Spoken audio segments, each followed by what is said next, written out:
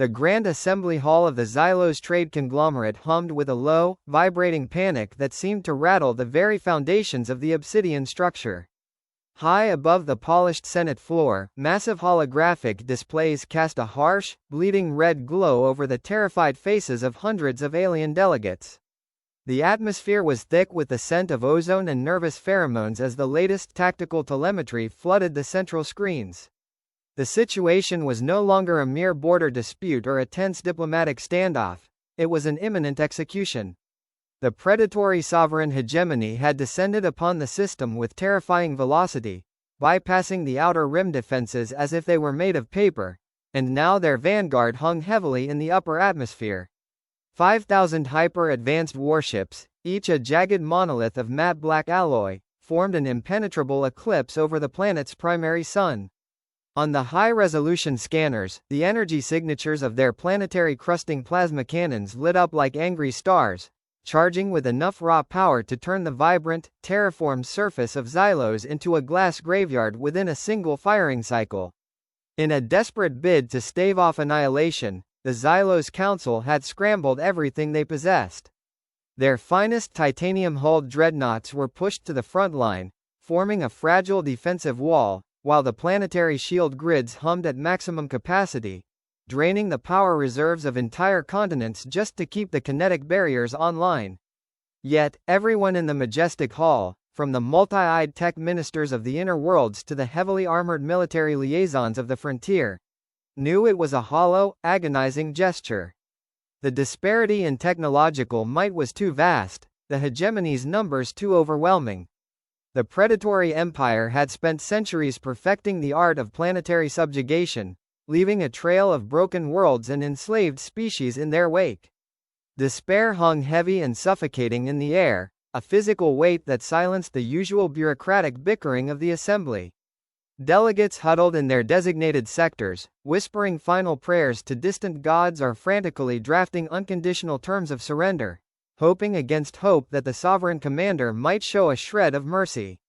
Every eye was glued to the countdown timer ticking away on the main viewport, a digital executioner marking the final minutes of their independence, as the galaxy braced itself to watch the complete and ruthless erasing of the Xylos trade conglomerate from the star maps.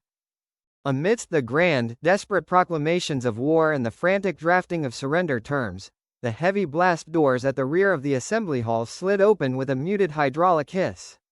The entire chamber fell momentarily silent, every alien eye turning toward the entrance in anticipation of a miracle. The delegates half expected a towering division of heavily armored shock troops, a delegation of elite cybernetic mercenaries, or at least a sleek, weaponized vanguard from one of the galaxy's younger, aggressive factions. Instead, a single human stepped through the threshold, blinking slightly against the harsh red glare of the holographic tactical displays. His name was Leo Vance, and to the assembled alien empires, he looked entirely out of place, resembling a misplaced mid-level accountant rather than a savior sent to turn the tide of a planetary siege. He wore a simple, unadorned utility jumpsuit made of a drab gray fabric that looked completely devoid of defensive shielding or kinetic plating.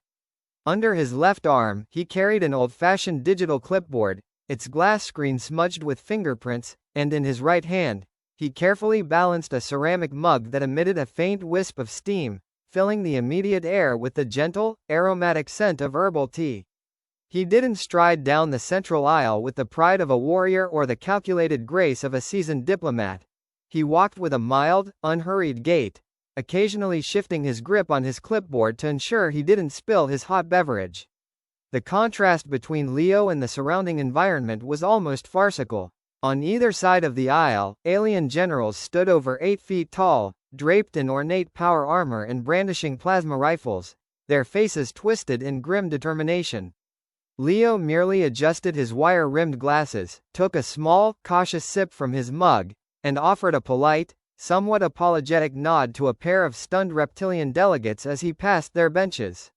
He didn't carry a sidearm, his uniform bore no military medals or faction insignias, and he lacked any visible cybernetic augmentations that might suggest hidden combat capabilities. To the Xylos Council, Earth's lone contribution to the Galactic Defense Fund felt like an insult, a token gesture from a minor, primitive species that clearly didn't understand the gravity of a sovereign hegemony invasion. As Leo finally reached the central podium, standing solitary and small against the backdrop of a burning sky, a low murmur of disbelief and profound disappointment began to ripple through the upper tiers of the assembly hall. Humanity had sent a clerk to a slaughterhouse. The uneasy murmur in the assembly hall was abruptly shattered as the main viewscreen flickered, replaced by the massive, insectoid visage of the sovereign commander. His armored carapace gleamed under the harsh artificial lighting of his flagship's bridge, and his compound eyes reflected the cold glow of the targeting grids aimed directly at the planet below.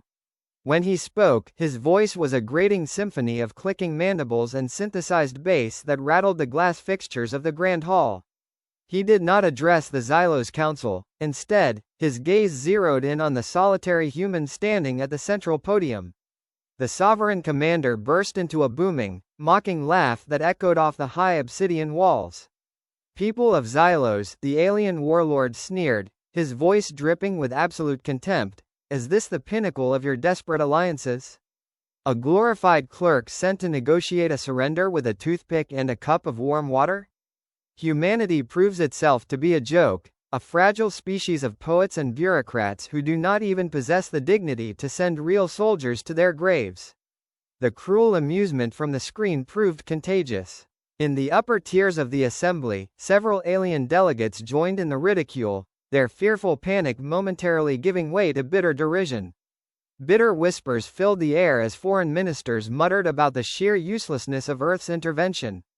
They openly wondered if the humans were simply too primitive to comprehend the scale of a hegemony invasion, or too cowardly to risk their own fleet. To the entire galaxy watching the broadcast, Leo Vance was a symbol of absolute futility.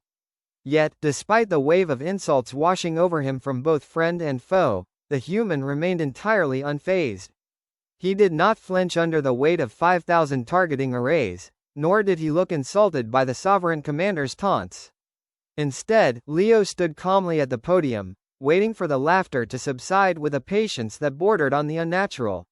He took another slow, deliberate sip of his tea, set the ceramic mug down on the console with a soft click, and adjusted his glasses. Looking up at the massive screen, his expression remained perfectly mild, carrying the polite, apologetic demeanor of an office worker addressing a minor administrative error. "I appreciate the welcome, Commander," Leo said, his voice quiet but remarkably clear over the audio feed. "But I think there's a misunderstanding. I didn't come here to negotiate a surrender. I'm just here to audit the logistics." Completely ignoring the waves of derision bouncing off the walls of the chamber, Leo bypassed the primary military command consoles entirely. He did not touch the weapon calibration grids, nor did he look at the automated tactical deployment maps that the Xylos generals were frantically resetting. Instead, he plugged his small, outdated digital clipboard directly into the mainframe's auxiliary port and requested a direct, unrestricted data uplink to the sector's deep space communications array and long-range sensory networks. The Xylos tech ministers openly scoffed at the request, their multiple eyes blinking in sheer disbelief. To them, the human's actions were the height of absurdity. They assumed he was merely setting up a front-row seat to watch the impending slaughter, or perhaps trying to calculate the exact trajectory of their doom so he could draft a neat, orderly report for his superiors back on Earth. Still, with the countdown ticking away and absolutely nothing left to lose, the lead minister grunted in disgust and granted the human the requested bandwidth, whispering a bitter curse about wasting valuable processing power on a primitive species' curiosity. Leo thanked the minister with a polite nod and immediately went to work, his fingers tapping a rhythmic, unhurried pattern across the glass surface of his screen. He didn't look at the sky, which was rapidly turning a violent shade of crimson, nor did he look at the thousands of alien delegates who were weeping or frantically whispering their final goodbyes. The atmosphere in the Grand Hall was suffocatingly tense, heavy with the terrifying certainty of total annihilation, yet the only sound emanating from the central human podium was the soft, repetitive click of Leo's stylus. He began to scroll through massive walls of raw, unformatted data, filtering out the military chatter to focus entirely on the foundational architecture of the incoming Armada's network grid. He cross-referenced long-range sensory pings with subspace frequency logs, his eyes scanning thousands of lines of encrypted numbers as if he were simply balancing a corporate ledger. To the casual observer, he looked entirely out of his depth, a minor clerk playing with toys while the apocalypse loomed overhead. But a closer look at his eyes would reveal a cold, mechanical focus that completely contrasted with his mild, unassuming demeanor, as he quietly mapped out the digital nervous system of the single most dangerous fleet in the quadrant. Outside the soaring transparent viewports of the assembly hall, the atmosphere of Xylos began to burn. The 5,000 warships of the sovereign hegemony completed their orbital descent, locking themselves into a flawless, interlocking grid that spanned from horizon to horizon. They resembled an iron ceiling draped over the world, a terrifying monument of jagged, matte black metal that completely blotted out the natural starlight. Red hazard klaxons blared a continuous, deafening wail throughout the grand chamber, their rhythmic pulses matching the frantic heartbeats of the trapped delegates. The automated tactical mainframes, calculating the sheer volume of plasma energy building in the enemy's weapon arrays, flickered with bleak updates, projecting a 99% probability of total planetary crusting upon the first coordinated volley. The sheer physical pressure of the approaching armada seemed to leak through the heavy structural shields of the hull, filling the air with the smell of scorched air and the heavy, crushing weight of a countdown that could not be stopped. The atmosphere inside the hall quickly dissolved into a scene of absolute, chaotic despair.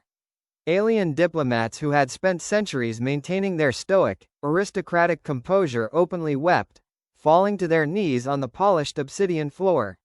Some desperately clutched ancient religious relics, offering frantic, whispered prayers to distant, uncaring gods, while others utilized their personal subspace transmitters to beam unconditional terms of surrender directly toward the hegemony flagship. They begged for vassal status, for enslavement, for anything that would spare their populations from being vaporized into atomic ash. The high-ranking Xylos general, his heavy armor clanking as he paced the command deck in a fury of helplessness, slammed his fist against a strategic map console, screaming orders to defensive platforms that had already been targeted and neutralized by the enemy's advanced telemetry. Through all of this mounting pandemonium, the only anchor of absolute stillness in the entire quadrant remained the central human podium. Leo Vance did not glance up at the burning sky, nor did he flinch when a nearby glass partition shattered from the acoustic vibration of a passing enemy scout ship. His thumb remained poised, hovering with a strange, chilling serenity just millimeters above the glowing green button on his digital clipboard, completely detached from the panic of a dying world. As the doom-laden countdown to the orbital bombardment reached its final, agonizing 3 minutes, Leo Vance began to mutter strange sequences aloud, his voice dropping into a rhythmic, almost hypnotic drone. Engine model DELTA-9. Shielding frequency 412 Hz. Subspace communication relays completely unencrypted for fleet synchronization. Classic. To the untrained ears of the alien council, it sounded like the meaningless rambling of a man driven mad by the sheer terror of his impending death. A high-ranking Xylos general, his scales flushed deep purple with a mixture of terror and unbridled rage, spun around from his useless command console and marched toward the human podium, his heavy armor clanking aggressively against the floor. "Shut that useless toy off, human!" the general roared, his mandibles snapping violently as he pointed a trembling claw at the smudged screen of the clipboard. "If your primitive species sent you here to mock our demise with bureaucratic gibberish, then die with some shred of dignity. Your numbers mean nothing, your calculations are useless, and your planet has abandoned you to a slaughterhouse." Leo did not look up from his screen, nor did he alter the steady, methodical pace of his fingers as they darted across the glass. He simply took another slow, controlled breath, entirely unaffected by the general's spit and fury, and cross-referenced a massive new data stream that had just populated his monitor. He was verifying a hidden, multi-tiered sequence of manufacturer serial numbers embedded deep within the hegemony's primary subspace architecture, numbers that no one else in the galaxy even knew to look for. For decades, human front corporations had been quietly flooding the galactic black market with highly efficient, dirt-cheap communication chips, and the predatory hegemony had greedily retrofitted their entire armada with them to ensure instantaneous fleet coordination. To the casual observer in the panicking room, Leo was just a minor clerk playing with an outdated gadget while the apocalypse loomed directly overhead. But a closer look into his cold, calculating eyes would reveal the mind of a digital executioner mapping out a fatal flaw. His thumb now hovered with absolute, chilling certainty just millimeters above a single glowing green button on his interface, completely detached from the screams of the dying world around him, waiting for the exact microsecond where the entire armada's digital nervous system would perfectly align. The Sovereign Commander appeared on the massive main viewscreen one final time, his insectoid mandibles clicking together in a terrifying rhythm of absolute, unadulterated triumph. The background behind him hummed with the blinding energy of his flagship's primary weapon cores, casting a sickening, pale light across his armored carapace. "People of Xylos," the warlord hissed, his synthesized voice echoing through the grand hall like a death knell, "your futile struggle terminates now. Let your final sight be the fire of the hegemony, and let the rest of the galaxy learn the cost of defying our convergence." With a sharp gesture from his primary claw, the transmission shifted to display a system-wide tactical overlay, and a massive, crimson countdown clock materialized across every single monitor in the assembly chamber. 3, 2. The ambient tension in the room was so thick, so intensely suffocating, that several alien delegates collapsed to their knees, gasping for breath as if the air itself had been stripped from the atmosphere.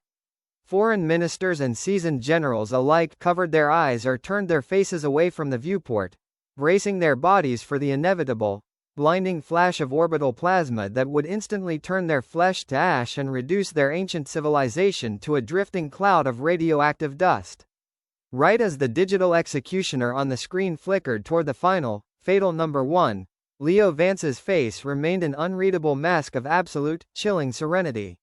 He didn't blink against the harsh crimson glare, nor did he offer a final prayer. With a calm, deliberate movement that completely contrasted with the screaming hysteria surrounding him, his thumb descended and firmly pressed the glowing green button on his smudged digital clipboard. For a fraction of a second, nothing happened, and the delegates braced for the impact of the apocalypse. But the world did not end. Instead of a catastrophic explosion or a blinding wave of heat, an eerie, sudden, and absolute silence fell over the entire system. The countdown clock on the central viewscreen didn't hit zero, it simply froze, its red numbers fracturing into static before vanishing entirely. On the tactical mapping displays, the 5,000 crimson icons representing the seemingly invincible sovereign warships didn't explode or scatter. Instead, they began to wildly flicker, their bright, aggressive signals dimming to a dull, dead gray as the entire armada's digital nervous system was catastrophically severed in an instant. The anticipated flash of planetary destruction never arrived. Instead, an eerie, absolute silence fell over the entire system, so profound that the frantic breathing of the delegates echoed off the high obsidian walls. Outside the soaring viewports, the changes were instantaneous and terrifying in their quietude. One by one, the jagged, matte black warships of the sovereign hegemony began to lose their menacing glow. The brilliant crimson light pulsing along their plasma cannons flickered, dimmed, and died. The shimmering, translucent kinetic shields that had enveloped the 5,000 vessels dissolved into thin air like melting ice. Their massive thrusters, which had been churning out enough gravitational force to warp the upper atmosphere, suddenly went completely dark. The impenetrable wall of doom that had eclipsed the planet's primary sun was transformed in a single heartbeat into a drifting, powerless graveyard of unpowered metal, floating helplessly and silently in the dead vacuum of space. The ominous hum that had vibrated through the foundations of the assembly hall for hours vanished, leaving behind a stillness that felt heavier than any war cry. Inside the grand chamber, the reaction was a mixture of stunned disbelief and utter paralysis. Alien diplomats slowly uncovered their eyes, blinking at the frozen monitors and the darkened sky. On the central tactical displays, the 5,000 bright red icons representing the invincible armada did not show signs of structural damage or explosion, they simply remained gray, indicating a total and localized systemic collapse. The Xylos tech ministers frantically tapped at their consoles, checking for electromagnetic pulses, solar flare anomalies, or internal reactor failures within the hegemony fleet, but their instruments reported absolutely nothing out of the ordinary in the surrounding space.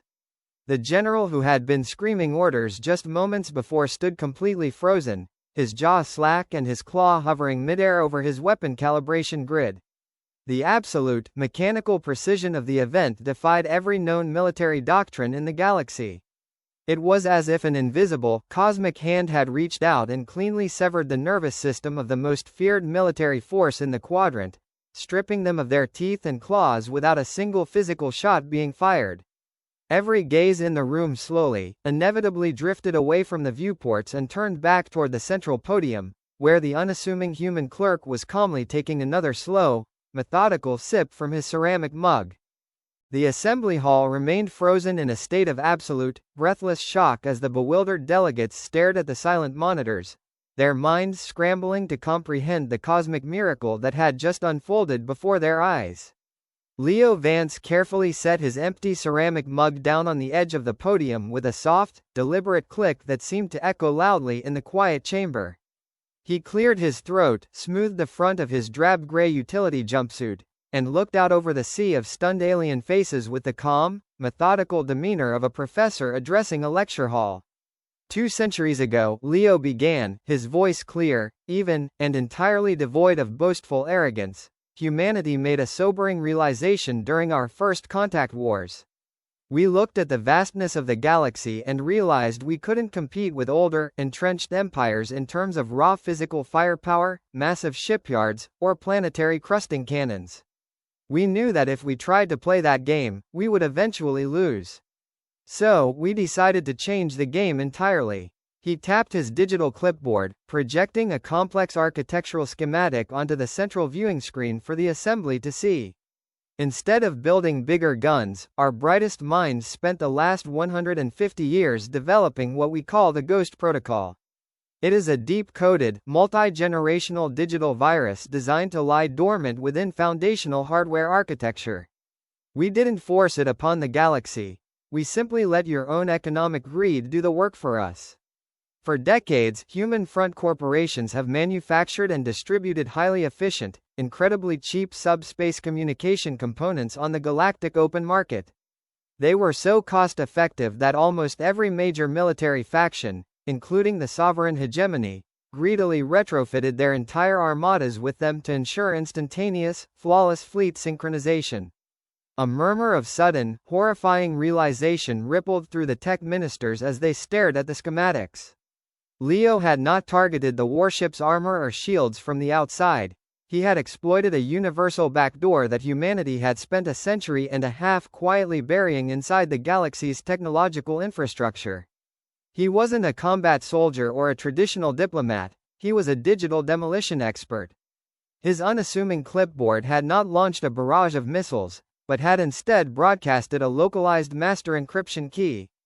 That single signal overrode the internal firmware of those market-bought components, cleanly severing the sovereign fleet's entire reactor grid, life support networks, and main engines from the inside out, leaving them perfectly intact but utterly paralyzed.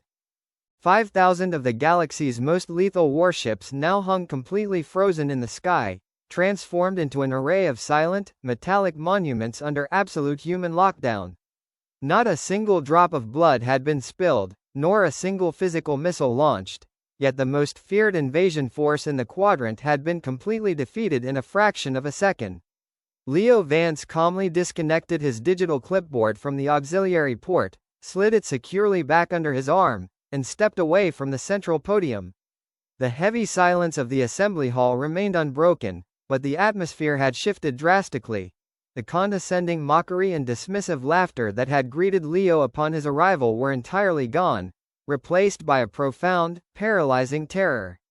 The alien delegates stared at the mild-mannered human not with relief, but with the sudden, horrifying realization that the unassuming species they had dismissed as weak possessed the unilateral power to turn off the technology of the civilized universe with the press of a single button. Leo paused at the base of the aisle, smoothing out his plain gray jumpsuit, and turned back to offer one final, Polite nod to the frozen Xylos Trade Council.